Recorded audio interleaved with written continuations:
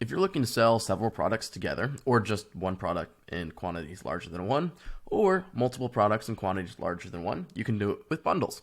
A bundle is a product that consists of one or more component products. When a new order is received by Warehance, if it contains an order item that is a bundle, rather than a bundle being added as an order item, each component of the bundle will have its own order item in the quantity you specify. And I'll show you how to specify that quantity. One thing to note is that when an order contains multiple quantities of a bundle, we multiply the number of bundles by the quantity of each component to get the final quantity for that order item. Now, what does that mean? If a customer orders a quantity 2 of, say, a 4-pack bundle, we add an 8 of that component product. And so I'll show you what that means. In the case of my example, we'll be using a single spork as a component product and a pack of 4 sporks as a bundle. Currently, both products are normal products, neither a bundle or component. This is how a product will appear like right after you do an import from a marketplace integration, or if you add it via the add product flow. Let's start by adding the single spork as a component to the Spork 4-pack. So click into the Spork 4-pack product, head up to the Components tab over here, and click the Add Component button.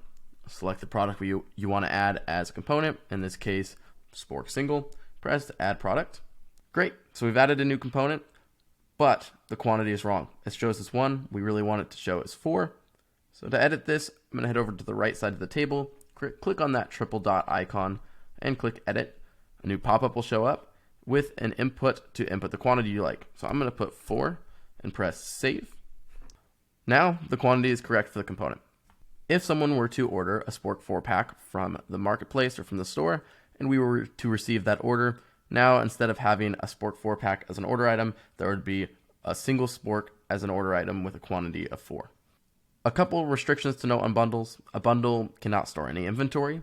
A product that has inventory cannot have components added until the inventory is cleared out. A bundle cannot be part of another bundle, and in the same concept, a component cannot have components. If we head over to the product info tab and refresh, it's going to look a little different than it did before. That's only to account for the fact that bundles can't store inventory. In the orders tab right next to it, this will now show any outstanding orders that contain the bundle. Now let's head over to the components product page, the Spork Single, and there's a couple things to note here. Instead of a components tab, there's now a bundles tab. This table shows a list of all the bundles this product is a component of. And lastly, the orders tab will now show any outstanding order that contains the product directly or as part of a bundle.